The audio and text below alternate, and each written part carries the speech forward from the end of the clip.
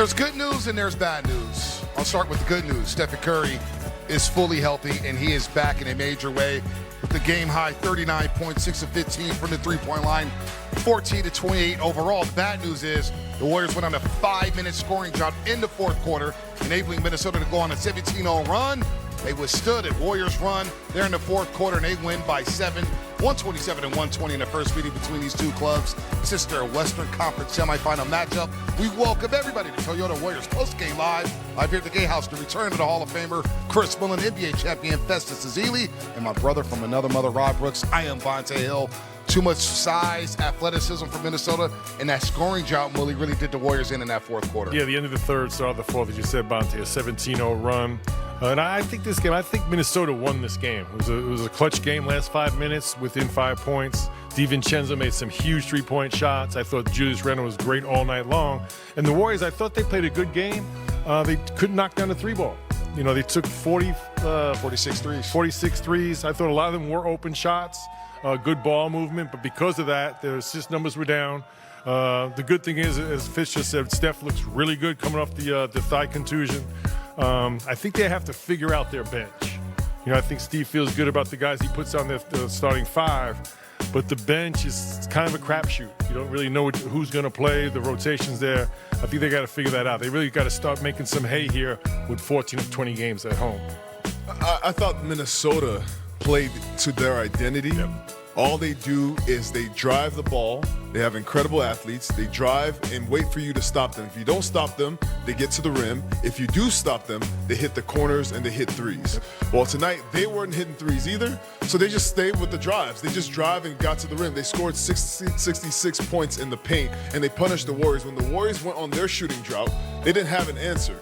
Meanwhile, Minnesota was getting to the rim. They were getting layups. I thought this is one of those things that when I keep preaching points in the paint, this is what I'm talking about. Those points in the paint can help you kind of, go through those tough times where the shots are not falling. No, you're 100% correct. And Minnesota got back to their identity immediately when the second half started, when we went in there to watch the game. What did Minnesota do? Their first two buckets, direct line drives to the paint. Then their fourth bucket in the game, Rudy Gobert with the dunk. And that was the theme over and over and over again. It's a team like Minnesota being as big as they are. But then you look in the fourth quarter, Minnesota scored 39 points. 22 of those points were in the paint. So they stay with their identity. They kept just mashing the Warriors in the paint, just waiting for the timely three ball to fall. Eventually it did with Donte DiVincenzo. Ooh, I got to give Dante a lot of credit. Yeah, Dante hit some big shots there towards the end of the game. Made up for some mistakes that he made towards the end, fouling Steph. Steph misses a free throw. But yeah, just big shots by them and by Rudy. I was yelling, that's a bad shot, that's a terrible shot. They went in. Big time shot. They went under, but it was a 3-point game. He tied it up with that play. But Rod and Festus, to your point, a lot of those drives, McDaniels was dropping off to Rudy Gobert for dunks. Rudy had a huge night, all in the paint. And in turn, both teams struggled percentage-wise from the threes. The Warriors made 4 more, but the Timberwolves, because they were driving the paint, they wound up shooting 54% to the Warriors 45. So much more efficiency. And I just thought, as Festus made a good point, the last 5 minutes of the game, they had a little more diversity. They weren't exclusively three-point shots. They made timely ones. I think they really made the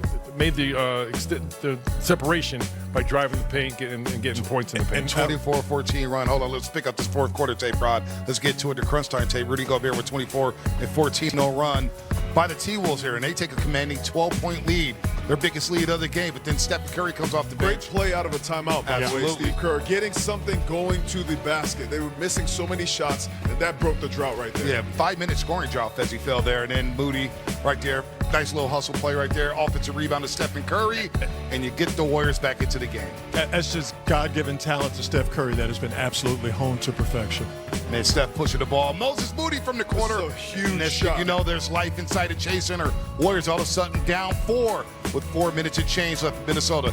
Nice play there by DeAnthony Melton. Welcome back to Anthony Melton. He's been dynamic since he's returned from the torn ACL.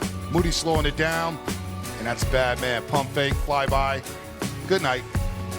Steph Curry from three over the top of the key. The Warriors are down 1 with 3 minutes to change. I mean, how bad is that? How crazy got to be for the other team? Hey, he's just happy for the dude that's wearing his shoes tonight.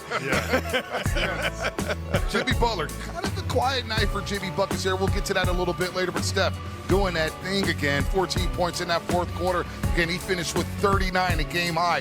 That was one of his 6 threes there. Moody with the layup. And next thing you know, you thought the Warriors may steal this one, Fezzi. I got to give the Warriors a lot of credit for fighting to get back into this game because Minnesota, they were not letting up. That was the yes shot, bully. No, yes. no, We were no, saying, yes. who's gonna Coach Bonte was getting ready to take him out of the game. and he shut me up in a heartbeat there. And then DiVincenzo looking at Jay McDaniels. He made plays all night long. Just look at his again. plays. Okay, big. Okay, big. That's the way you finish in the paint. Athleticism to get to the paint and in size that you can't do anything about in the paint. 17, 5 and 5 for McDaniels, and they didn't want to. Dante want you. DiVincenzo. They didn't want you, Dagger Dante. 3 there. He That was knows those huge. rims. 21 points for Dante DiVincenzo and 2 huge threes down the stretch. And the Warriors all of a sudden, we talked about this in the pregame show, Fezzi, 14 in the next 20 at home, where they lose this one. And all of a sudden, after starting off undefeated at home, 5-0, they're now 7-4 inside the chase. This is a tough fought game. The Minnesota Timberwolves, their identity is to fight and to make everything physical, muck up the game. No Anthony Edwards, so they had to do that. Jaden McDaniels was the great guy at the point of defense going against Steph Curry, and everybody else followed suit. You could see Julius Randle, you could see Rudy Gobert. Everybody had to play a little bit more, a little bit better, did more, and I thought Rudy was one of the guys. He won that matchup with him and QP. Absolutely. He won the matchup and then decided the game. This is the way they attacked the paint. And obviously Steph's heroics, that was a big part of the Warriors getting back into the game. But I just want to point out DeAnthony Melton in that closing lineup. And as we've been talking about either on camera or off camera, we see Melton's value, but we also see that, as you mentioned, that the Warriors have to find out what their rotations are. Steve Kerr said before the game, it's hard for him to figure it out. It's a challenge. Clearly, DeAnthony Melton's going to be in that closing lineup, but they have to figure something out as far as stability is concerned, because right now it does look like a mismatch. I mean, it was at one point, and we were kind of having a good laugh about this, the Warriors had Post, Spencer, Curry, Podziemski, and Santos on the court at one time. You want to talk about searching for lineups. That's searching. Yeah, if you looked at all those clips, too, when the Warriors got that momentum going, when they made that comeback after the 17-0 drought, was on their defense. They were getting deflections, getting out running,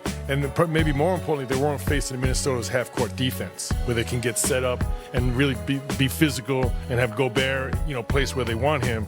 So really, the scramble situations really got them back in the game in the fourth quarter. Now, this next graphic is going to be alarming for Dub Nation out there watching on their television screens, tablets, phones, computers, you name it. But missed opportunities, right? Most losses when leading after 3. You do not want to be on the list, bully, with the Washington Wizards. They have blown 5 games. We're going to the final frame with they lead. Yeah, and I think this is directly related to what Rob was just saying. I simply put it as Steph Curry, non-Steph Curry minutes. Because when he leaves the game, most times they have a lead. What happens in between that is the bench. Yeah. Does that bench have confidence? Does it have rhythm and flow? Does it have continuity? Correct. So that I think is directly related to that. But they are on the list with the Denver Nuggets, so you can look at that as a good way, right? I mean, That would be the non-Jokic minutes. Right, exactly. We got to find positives everywhere, right? I'm trying, dog. That's that propaganda, Ron, that we're talking about. I mean, but here's what I saw. At the start of the fourth, the Warriors were leading. They're up 5. So coming into that fourth, I thought Minnesota turned up the heat defensively. And that 17-0 run, the Warriors kept shooting threes. And that's the way the Warriors play. But you have to find some diversity in the offense. You have to find a way to attack the paint. And it can't just be Steph. Because Steph was doing this thing. Obviously, he's going to attack the paint. He's going to find ways. But this is where the evolution and the Pat Spencer coming into the game is going to be important. Because you got to have another guy who's a ball handler, DeAnthony Melton, somebody who can break, at least get into the teeth of the defense, and then create offense for other guys. And I thought the Warriors lacked that there in the fourth to start. Mully, let's break down the 17-0 run by the T-Wolves there. Again, the Warriors went on a scoring drought nearly 5 minutes before Steph Curry made that layup with about 5:35 left in the fourth quarter. Mully, go ahead, take it away. 96-91 here, open